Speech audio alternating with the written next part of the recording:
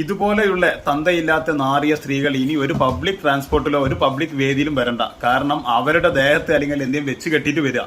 കാരണം പാവപ്പെട്ട യുവാക്കളുടെ അടുത്ത് നിന്ന് കൊടുത്ത് അവർ വാഹനത്തിൽ നിന്ന് അങ്ങോട്ടും ഇങ്ങോട്ടും വാഹനം പോകുന്ന ആ ഒരു സിറ്റുവേഷനിൽ അങ്ങോട്ടും ഇങ്ങോട്ടും മാറുന്ന സമയത്ത് ദേഹം വെച്ച് കൊടുത്തിട്ട് വേറെ രീതിയിൽ കോണ്ടന്റ് ക്രിയേറ്റ് ചെയ്ത് വൈറലാകാം എന്ന് നോക്കുന്ന പരനാറി സ്ത്രീകൾ ഇനി പൊതുവേദിയിൽ എവിടെയും വരണ്ട. ഇത് ഈ വീഡിയോ കണ്ട സമയത്ത് നമ്മളെല്ലാവരും അഡ്രസ് ചെയ്ത കാര്യം. പക്ഷേ ഇങ്ങനെയുള്ള കണ്ടന്റ് ഷെയർ ചെയ്യാൻ എത്ര ആളുകളാണ് നിൽക്കുന്നത്? ഇപ്പൊ ഒരുപാട് ലക്ഷക്കണക്കിന് ആളുകൾ ഷെയർ ചെയ്തു, ആ കാര്യങ്ങളാണ്ട് വൈറലായി. ആ ഒരു പാവപ്പെട്ട യുവാവിന്റെ ജീവൻ ഒടുക്കേണ്ട സിറ്റുവേഷനാണ് ഉണ്ടായത്.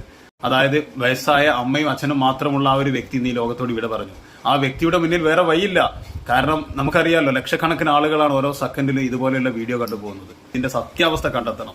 കാരണം ഇതൊരു കോണ്ടന്റ് ക്രിയേഷൻ മാത്രമാണ് എന്നുള്ളത് ആ വീഡിയോ കണ്ട ഏതൊരു വ്യക്തിക്കും മനസ്സിലാവും. പരനാറി സ്ത്രീകൾ, എല്ലാ സ്ത്രീകളും അല്ല, ഇതുപോലെയുള്ള പരനാറി സ്ത്രീകൾ എന്തായാലും നിയമത്തിന് മുന്നിൽ കൊണ്ടുവരണം. എന്തായാലും ആ പാവപ്പെട്ട യുവാവിന് ആദരാഞ്ജലികൾ.